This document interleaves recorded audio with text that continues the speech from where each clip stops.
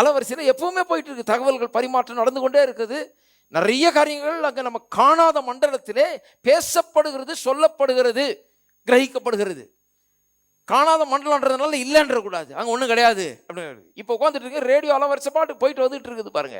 TV radio அலைவரிசைகள் அங்கே நடமாடிக்கிட்டு இருக்குது, வேலை நடந்துகிட்டு இருக்குது. எவ்வளோ காரியங்கள் பரிமாற்றம் போய் உலகத்தின் ஒரு முனையிலிருந்து இன்னொரு முனைக்கு ஒரு நிமிஷத்தில் பண்ணுறாங்க. எப்படி பண்ணுறாங்க பாருங்க, ஒரே நிமிஷத்தில். இங்கே நின்று பேசினா உலகம் முழுக்க கேட்குது, அந்த மாதிரி பண்ணுறாங்க. உலகம் முழுக்க கேட்குதான்.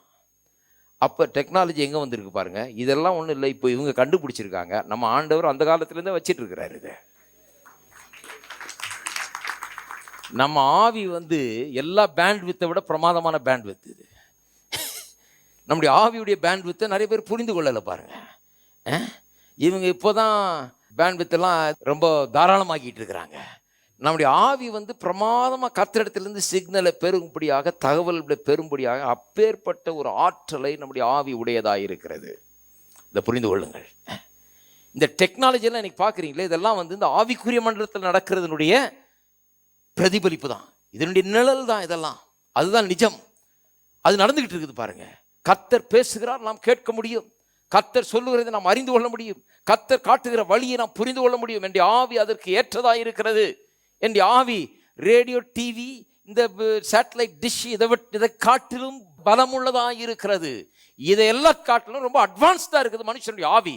கர்த்தர் பேச மனுஷன் கேட்க முடியும். சில பேருக்கு புரிஞ்சிருச்சு பாருங்க, டியூன் பண்ணிட்டாங்க. டியூன் பண்ணிட்ட தெரியும், டியூன் ஆயிடுச்சா என்னன்னு. டியூன் ஆகலன்னு அப்படியே உட்காந்துருப்பாங்க.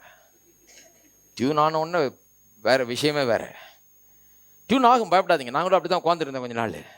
அப்புறம் அப்படியே டியூன் ஆச்சு. சில நேரத்தில் டியூப் லைட் மாதிரி தான் அது அப்படியே மொல்லமாக வரும் அது.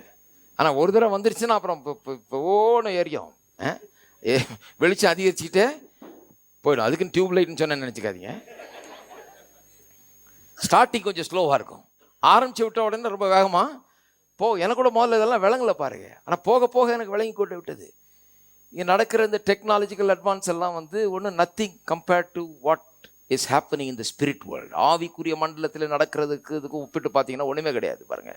எல்லாம் நடந்து கொண்டு இருக்கிறது ஆவிக்குரிய. கர்த்தர் பேசுகிறார், மனுஷன் எங்கேயோ மூலையில் உட்கார்ந்துட்டு இருக்கிற மனுஷன் அதை கேட்க முடியும். கர்த்தருடைய சத்தத்தை கேட்டு அறிந்து கொள்ள முடியும்.